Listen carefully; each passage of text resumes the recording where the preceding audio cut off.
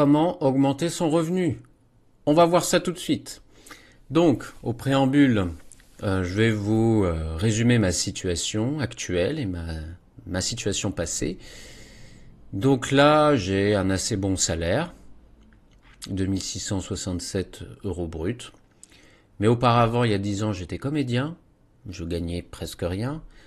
J'ai décidé d'être dans une école d'administration culturelle, donc j'ai pu avoir des stages rémunérés. J'ai pu donc avoir une formation qui va être utile. Donc ne coupez pas la vidéo parce que je vais vous dire quelle était ma formation. J'ai été durant la période Covid dans un emploi qui correspondait pas à ma formation. Donc j'étais au SMIC, voire même à temps partiel. À un moment, j'étais dans une agence de vente de films pendant 1 an et demi, et donc j'étais à peine au-dessus du SMIC. Et là maintenant, j'ai un assez bon salaire. Je suis content. Et donc là, on va voir tout simplement pourquoi on fait ça. Pourquoi il vaut mieux augmenter son salaire. Pour investir plus. En attendant d'avoir un salaire complémentaire conséquent, il vaut mieux augmenter sa source de revenus. Comment faire pour augmenter ses sources de revenus en faisant des CDDU ou des CDD? Parce que dans les CDD, à la fin, vous avez un solde tout compte. Et le solde tout compte permet en fait d'avoir la prime de précarité. Le solde tout compte est un document rédigé par l'employeur qui fait l'inventaire des sommes versées à l'occasion de la rupture du contrat de travail, licenciement, démission, etc. Que doit mentionner le solde tout compte? Inventaire précis des sommes versées aux salariés à l'occasion de la rupture. Indemnité de licenciement, salaire du mois en cours, indemnité compensatrice de préavis. Et donc, ne coupez pas la vidéo parce que je vais vous dire, je pense, une réflexion que j'ai pu avoir qui est essentielle pour augmenter son revenu. Et donc dans ce solde tout compte, il y a la prime de précarité. Alors là, la prime de précarité. Et ça, c'est très important. Surtout quand on a des renouvellements, des nouveaux CDDU, vous touchez donc un solde tout compte, et donc cette prime de précarité est très importante parce que elle est égale au minimum à 10% de la rémunération brute totale versée durant le contrat de travail. Et c'est très important, ça change tout parce que ça m'a permis, à la fin de mon job dans l'agence de vente de films, d'avoir un bon paquet de pognon qui m'a permis d'investir un peu plus que d'habitude. Ensuite, je parlais donc bien sûr de la prime d'intéressement. La prime d'intéressement, c'est tout simplement participer avec un pourcentage au bénéfice de la société. Donc beaucoup d'entreprises le font, même des petites. Donc c'est important de temps en temps avoir des sommes. Voilà. Et donc, je vous ai promis donc une information cruciale. Donc ma réflexion, c'est que tout simplement, moi, quand j'étais plus jeune, je me disais, même je défendais bec et ongle ma position. Non, je vais rester dans le monde du spectacle.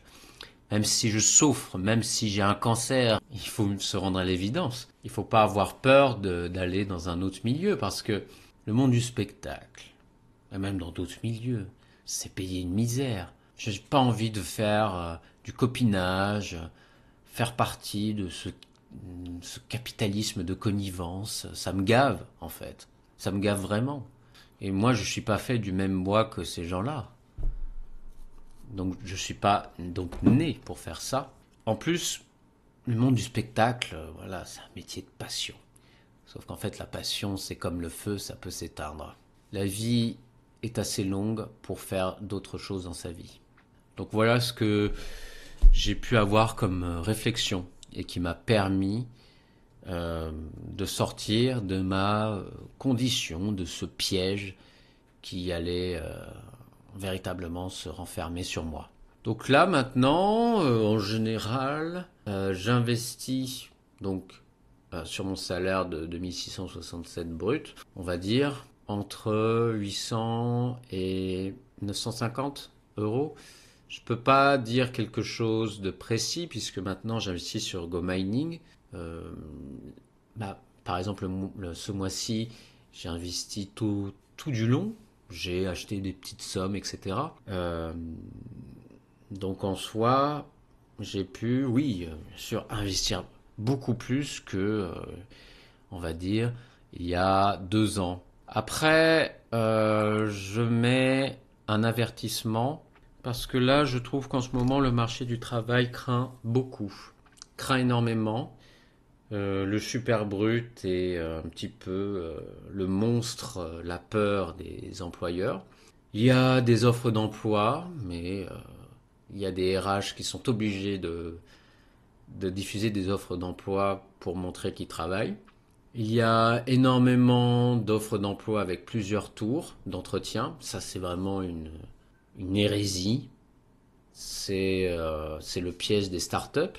Donc en ce moment, je pense qu'il vaut mieux garder, si on vous propose un CDI, essayez de l'accepter et essayer de trouver un CDD en attendant. En plus, bon, ma stratégie d'enchaîner les CDDU, j'ai eu le chômage, et le chômage, bah, j'ai moins investi. Et franchement, je vous conseille pas.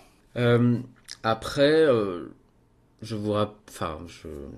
j'ai pu, comment dire, être dans plein de milieux différents parce que ma formation, c'est être administrateur.